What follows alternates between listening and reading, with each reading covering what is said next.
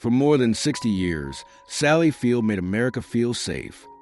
And almost no one knew how unsafe her own life had once been.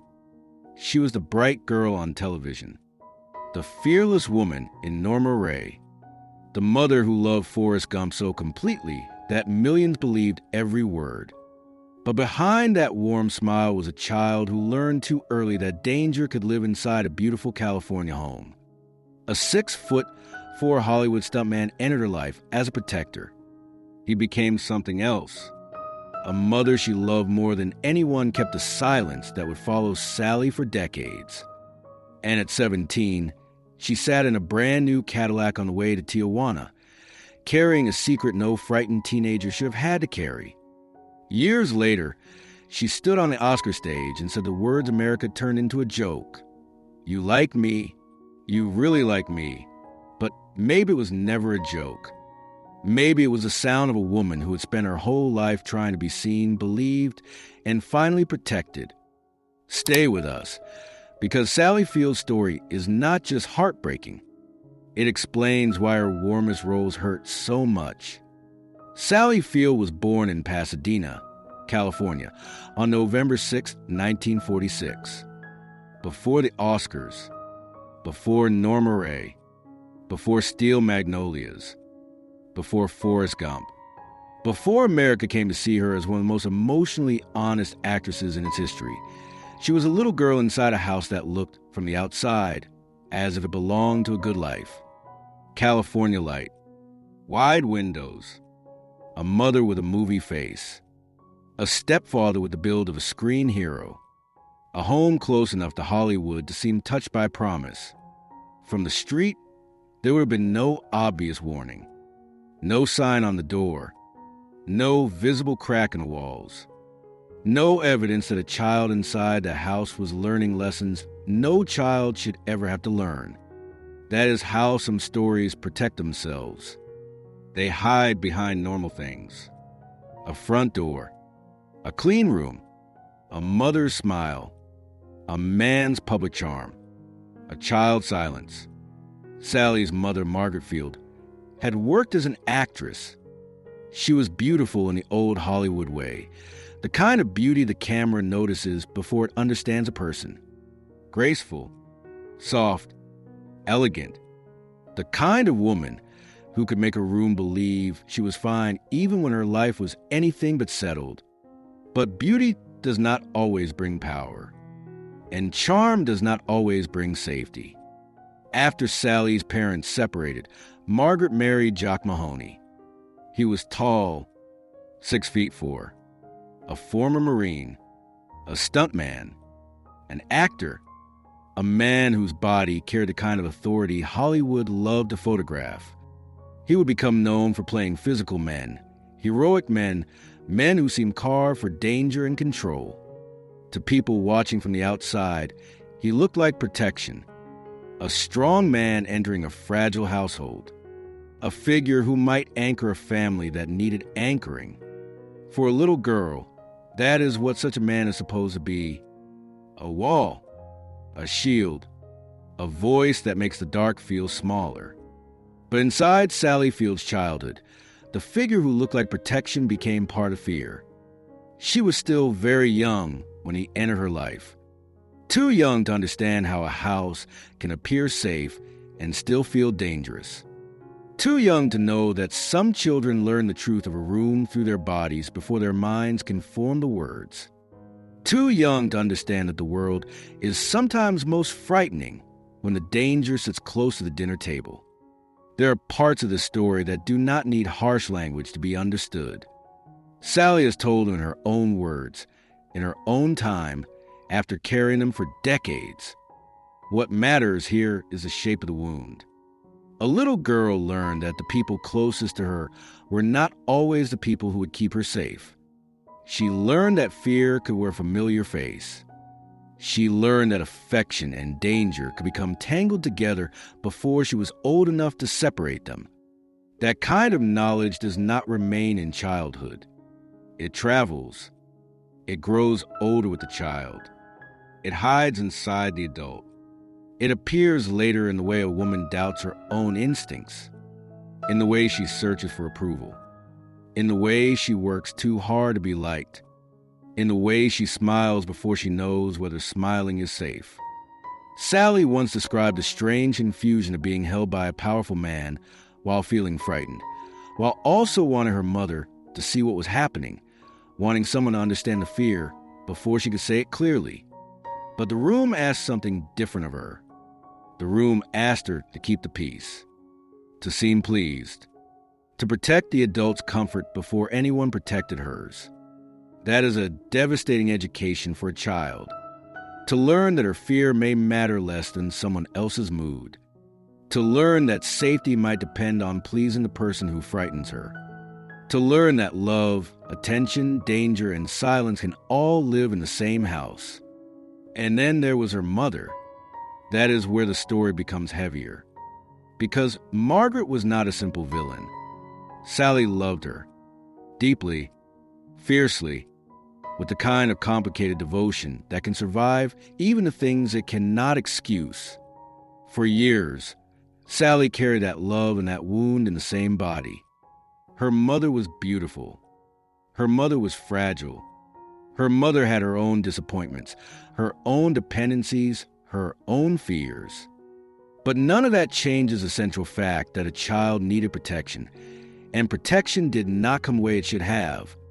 A child can survive danger in many ways. But the question that follows that child into adulthood is often the same. Who knew? Who saw? Who could have stopped it? Who stayed silent? That question became one of the deepest cuts in Sally Field's life. Because the silence in that house was not empty. It had weight. It had shape. It lived in the rooms. It followed the child into bed. It followed the actress onto sets. It followed the woman into marriages. It followed the mother as she tried to raise her own children differently. Years later, when Sally confronted what her mother had understood, the wound did not become simpler. It became more complicated. Because love was still there. Memory was still there. The need for a mother was still there. But so was the knowledge that the person who should have protected her had not done enough. Sally once compared her mother to honey in a glass jar. Something golden, something sweet, something visible, something separated by glass. That image explains the pain better than a louder sentence could. The mother was there. The love was there. But something stood between them, clear enough to see through. Hard enough not to break. For years, Sally kept reaching toward that jar, toward the mother she loved, toward the answer she needed, toward the impossible hope that if the right question was finally asked, the past might loosen its grip. But some truths do not arrive as explosions. They arrive as weight, a sentence, a pause, a realization that comes far too late to repair the child who needed repair decades earlier. For Sally, the pain was not only what happened behind closed doors. It was a life she had to build after learning that protection had not come. That is why her public warmth feels different when you understand the private history. America thought Sally Field was naturally warm, naturally open, naturally easy to love. But warmth can be built from survival. Sometimes the person who makes everyone else feel safe is the person who learned, earliest and hardest, what unsafe feels like. Acting arrived like a door. Not a glamorous door at first. Not a red carpet. Not a career. A school stage. A room. A part to play. A chance to step outside the version of herself that had been trained to watch, please, and survive. When Sally performed, something changed. The fear did not disappear, but it had somewhere to go. A line could hold it. A character could carry it. A stage could turn something unspeakable into something shaped. That is what acting gave her. Not escape exactly. Something closer to translation. A way to make the chaos inside visible without having to explain it as herself. In school, She felt a strange rush of becoming someone else and feeling, for a few minutes, free. Then came her mother's approval. A car ride. Darkness. Headlights sliding across a face. A small sentence that mattered more than the adult, saying it may have understood. You were magical. For a child hungry to be seen, those words were not casual. They were food.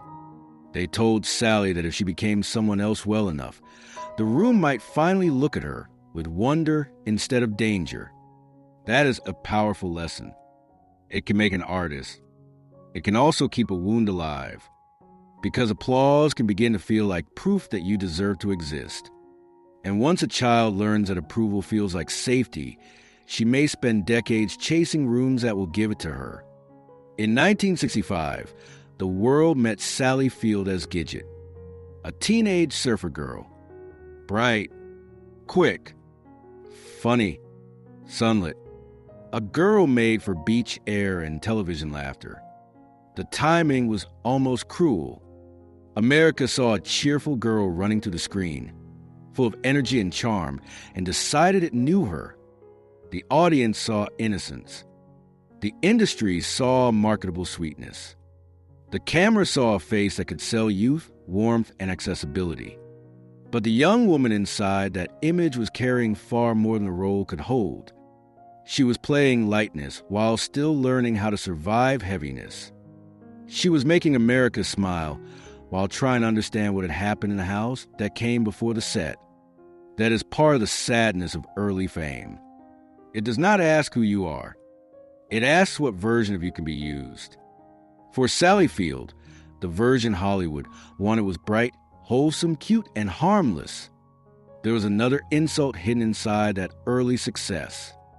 The beach looked golden. The show looked happy. The young star looked like the center of the frame. But being visible did not mean being powerful. She was carrying the show's image, carrying its light, carrying the face the audience would remember, while still learning how little control a young actress could have over the machinery using her. The California sun made everything look easy. That was the trick. A girl could stand on a beach and become famous, and still know that the industry had not yet decided she was worth taking seriously. Then came the flying nun.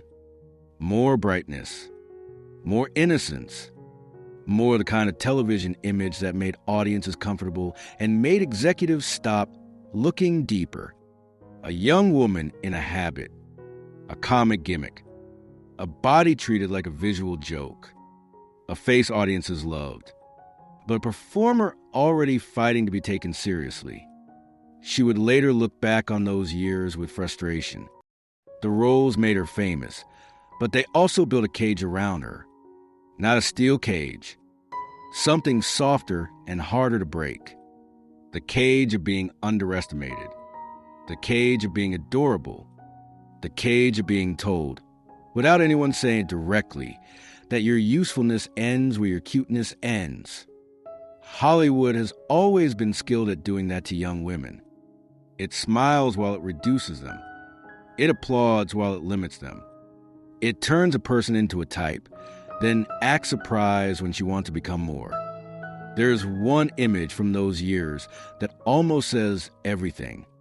Sally Field at the Golden Globes, still tied to the image of the flying nun, wearing a pink costume made for the joke, being lifted and flown through the room as if she were not a serious young actress, but a prop in someone else's gag. Pink fabric, a harness, laughter, a room full of powerful people seeing the trick, not the woman. That image followed her because it said what the industry thought she was. Light, cute, useful, controllable. A girl to be lifted, moved, displayed, and laughed with, not cruelly. Perhaps that is what made it harder. The room was not booing her. It was enjoying her. It was rewarding her for being exactly as small as it wanted her to be. That could be more dangerous than rejection. Rejection tells you the door is closed. This kind of praise tells you the door is open only if you leave the deepest parts of yourself outside. Sally Field understood that bargain. She also understood that she could not survive it forever. That is how Hollywood can wound without raising its voice. It does not always destroy you by rejecting you. Sometimes it keeps you by making you smaller. Sally Field wanted more, not because she was ungrateful, because she knew there was more inside her. She knew the lightness was not the whole person. She knew the cheerful girl on television was not the woman she was becoming. But knowing that and proving it are not the same thing. The industry had already named her. Gidget, the flying nun, the cute one, the sunny one, the safe one, the girl America liked. And when Hollywood names you too early, the rest of your career can become a fight to get your real name back. At 17, before the fame fully settled around her, Sally faced another moment that would stay with her for life. A brand new Cadillac, a drive to Tijuana, a secret carried in the body of a frightened teenager. This is another part of her story that must be told carefully, not for shock, not for cheap drama, but because it explains a pattern. A young woman without enough support, without enough choices, without the protection she needed, taken across a border for a dangerous procedure no frightened teenager should have had to endure. The details are hard. The car, the distance, the border, the smell of the room, the briefness of the ether, the sense that her own body had become the center of decisions made under fear. She would later speak about that experience with anger and clarity, not because she wanted pity, but because she understood what it meant to be young, scared, and without safe options. What makes that drive so painful is not only where it ended, it is the silence around it. A teenager should not have to understand danger that way. She should not have to sit in the back of a beautiful car and know that beauty has nothing to do with safety. She should not have to cross a border carrying a fear that no adult in her life seemed able to hold properly. The Cadillac matters because it makes the memory sharper. A new car, a polished surface, a controlled adult world, and inside it, a girl who did not feel in control of anything. That was not freedom. That was not choice in the way people later used the word. It was a frightened young woman being moved through a situation bigger than she was, with too little money, too little protection, and too little room to say no. That kind of moment leaves more than a memory. It leaves a lesson. Your body can become the place where other people's fear is solved. Your silence can become the price of everyone else moving on. That moment belongs in the story because it echoes the earlier one. A child without protection. Then a teenager without protection. Again, the body carrying what the world did not want to hold. Again, silence surrounding a girl who needed more than silence. That is the thread. Before Sally Field became a symbol of strength, she lived through moments when strength was not an inspiring word. It was the only available option. Do not go anywhere, because the roles that made America love her were not separate from these wounds. They were shaped by them. She married young. Stephen Craig. She was 21 when they married in 1968.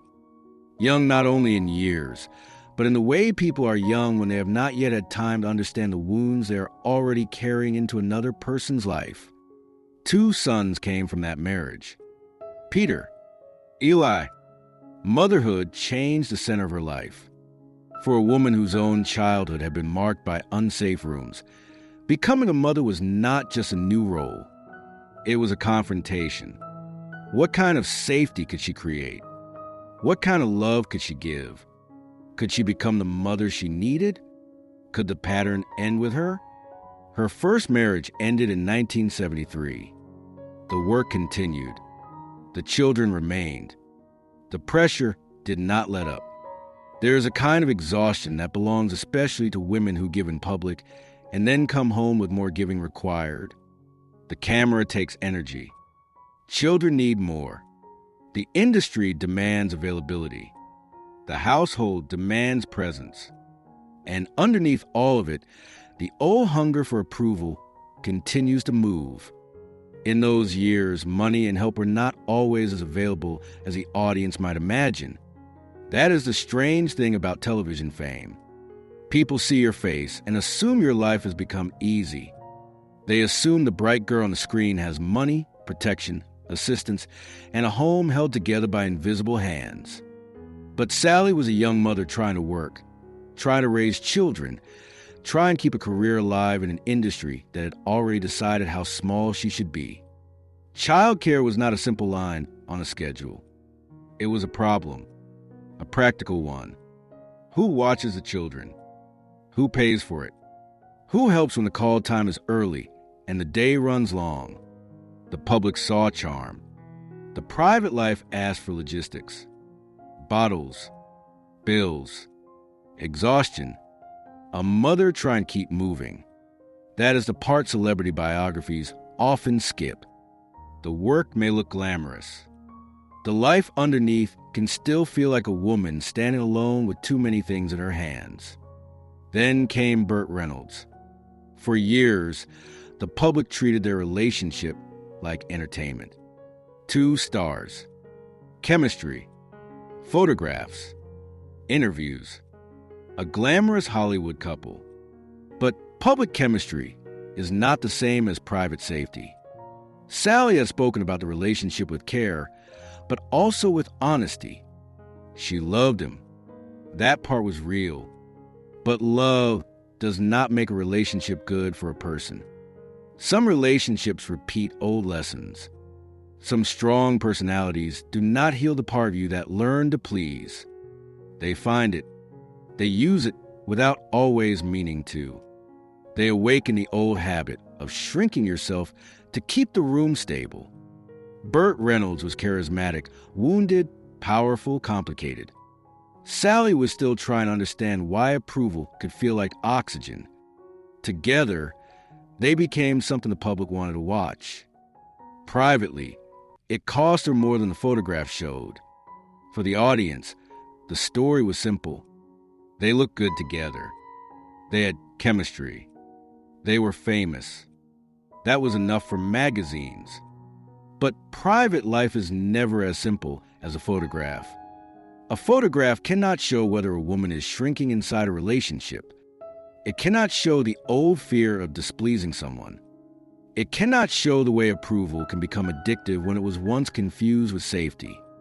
Sally would later speak about Burt with tenderness and distance at the same time. That combination tells you something. She did not need to erase the love in order to recognize the cost. The public wanted a romance. She was trying to understand a pattern. That is the danger of Hollywood romance. It turns 2 wounded people into a story before either of them has finished understanding their own damage. The newspapers could print the photographs. The talk shows could ask the easy questions. The public could decide they were glamorous. But glamour is a poor witness. It sees the surface. It misses the pattern. For Sally, the relationship was not just about fame or chemistry. It touched something older. The need to be chosen. The fear of displeasing. The ache to be loved by a strong presence without being swallowed by it. That is where the old house kept reappearing. Not literally, not in the same rooms, but in the emotional structure, the powerful person, the need to read the room, the instinct to bend before the argument begins, the belief that love might require becoming smaller. Those are not habits a person simply drops because the world now calls her a star. Sally would marry again in 1984 to Alan Greisman. Her 3rd son, Samuel, was born from that marriage. That marriage also ended. 3 sons. 2 marriages. One famous relationship the public kept trying to simplify. And beneath it all, the same woman trying to build love without repeating the rooms that hurt her. It would be easy to reduce this part of the story to romance. That would miss the point. This was not only about men. It was about the long reach of childhood, about the way a person can leave a house and still carry its rules inside her, about how a woman can become famous, admired, and awarded while still working to the oldest question in her life. Am I safe now? The industry saw Sally Field fighting for serious roles. It did not always understand what that fight cost. By the 1970s, she was done being trapped inside sweetness. The cute girl had become a serious artist, but Hollywood was slow to admit it. She studied, she trained, she went deeper into the craft. She studied with Lee Strasberg at the Actors Studio. She worked with the kind of intensity that comes from more than ambition. Ambition wants success. Sally Field seemed to want proof. Proof that she was not only adorable. Proof that she was not only useful as light comedy. Proof that the emotional world inside her had value. Proof that the woman underneath the television image could not be dismissed. Then came Sybil in 1976. A role that required more than charm, more than timing, more than likability. It required psychological surrender, a willingness to enter a fractured emotional landscape and make it visible to an audience that did not yet have easy language for such things. Sally Field did not approach it like a former sitcom star trying to prove a point. She approached it like someone who understood fragmentation from the inside. The performance changed how the industry saw her. She won an Emmy. More importantly, Hollywood could no longer pretend she was only the bright girl from television. The work had become undeniable. Then came Norma Rae in 1979. A cotton mill worker, a woman underestimated by almost everyone around her, a woman with limited power and enormous moral force, a woman who stands inside a factory and raises a handwritten sign above her head. Union. The image became one of the defining images of Sally Field's career. But what made the performance powerful was not only politics. It was recognition. Sally Field understood what it meant to be underestimated. She understood what it meant to be looked at and not fully seen. She understood the fury that can build inside someone the world has decided to minimize. Norma Rae was not sweet. She was not decorative. She was not there to make anyone comfortable. She was a woman claiming space. For Sally Field, that meant something. The industry gave her the Academy Award. She stood at the podium in 1980 and accepted the prize with grace. The world saw triumph.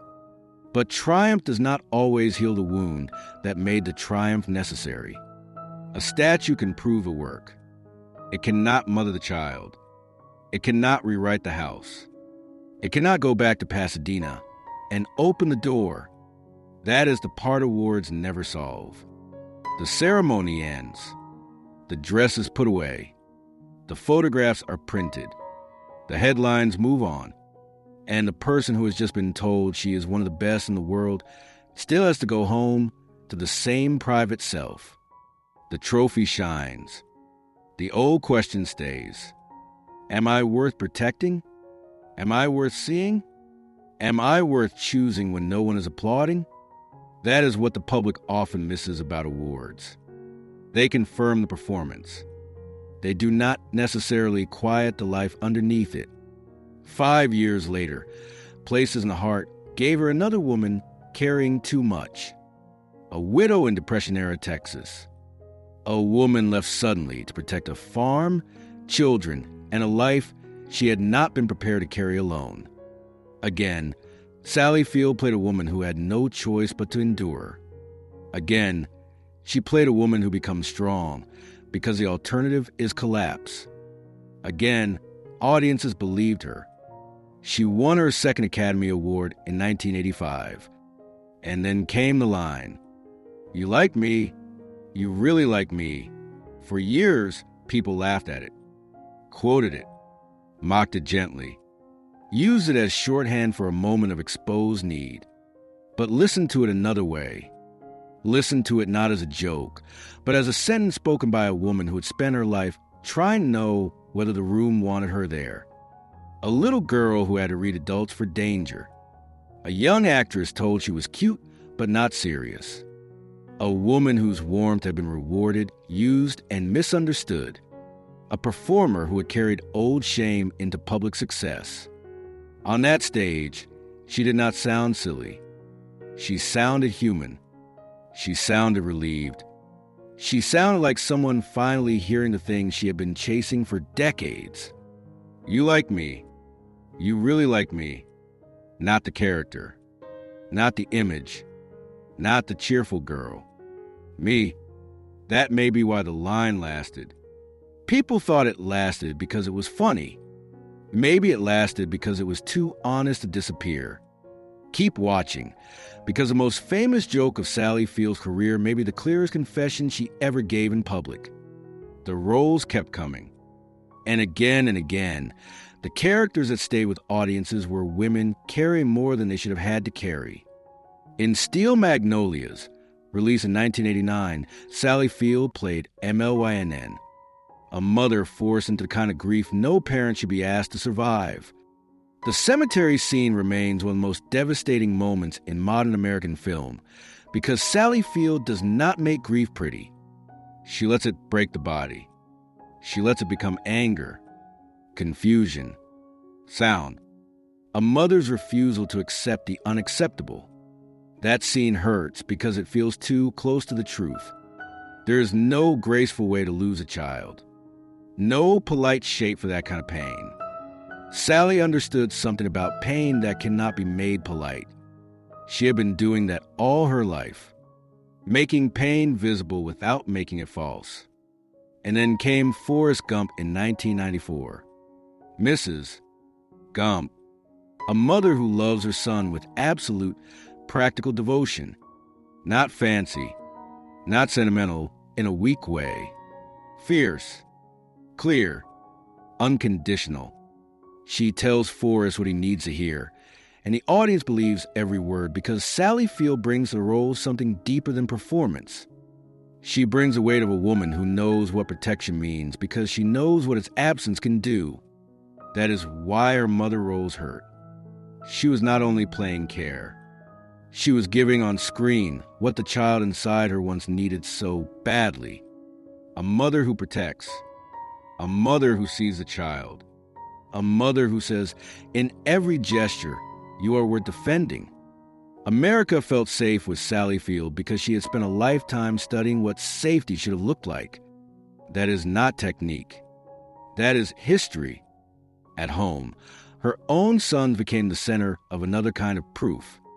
Peter, Eli, Samuel. 3 boys raised by a woman still repairing herself. Motherhood did not make her past disappear. It gave her a place to interrupt it. She could not change what had happened in her childhood. She could decide what kind of mother she would try to become.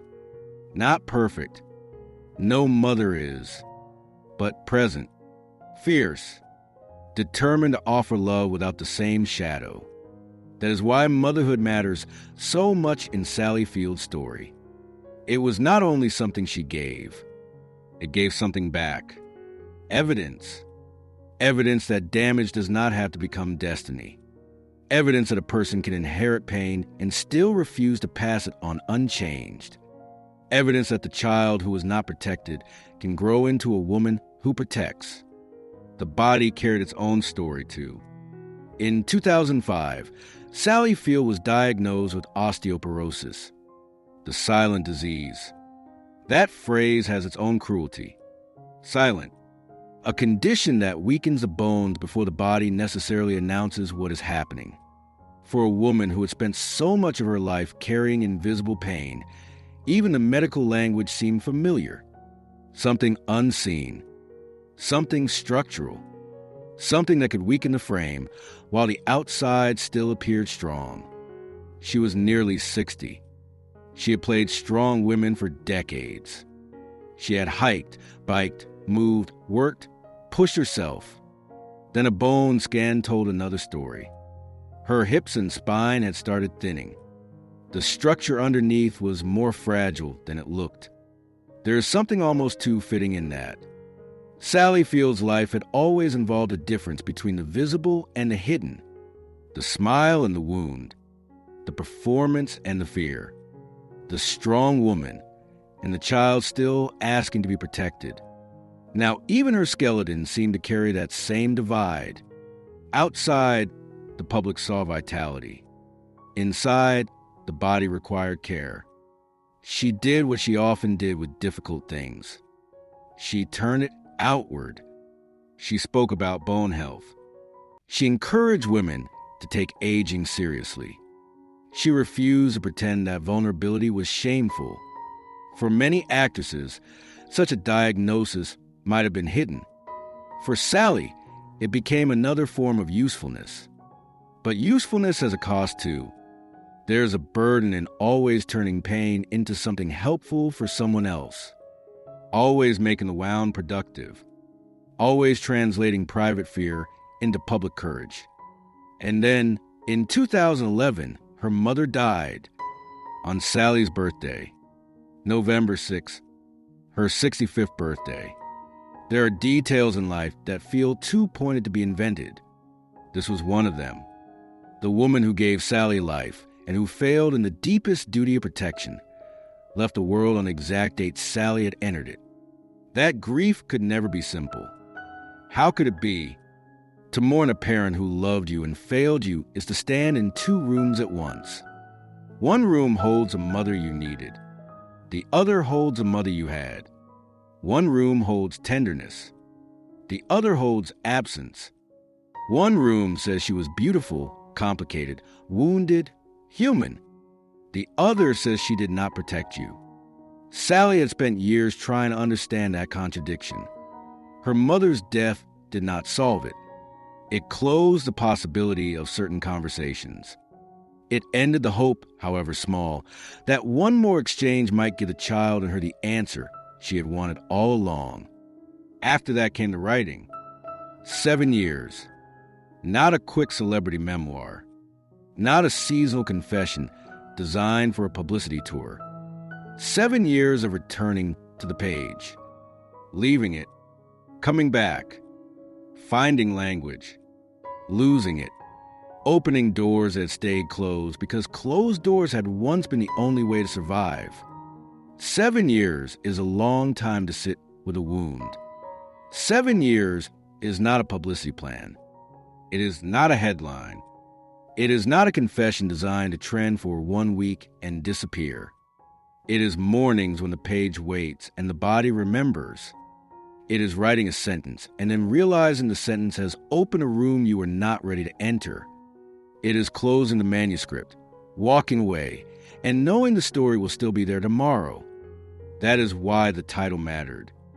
In Pieces was not just the name of a book. It was the condition of the telling. A life remembered in fragments. A childhood in pieces. A mother in pieces. A career in pieces. A woman trying, late in life, to decide which pieces finally belonged to her. In 2018, In Pieces arrived. The title was exact. Not whole, not healed, not polished into a perfect recovery story. In Pieces. That is how many people survive. Not as clean narratives, as fragments, rooms, sounds, hands, sentences, roles, marriages, children, awards, silences, pages. The book did not make her past disappear. No book can do that, but it did something else. It moved the truth out of the dark. It gave the story a shape she controlled. For decades, silence had protected other people. The house, the image, the mother, the old order things. By her 70s, silence had become too expensive. Telling the truth cost something, but not telling it had cost more.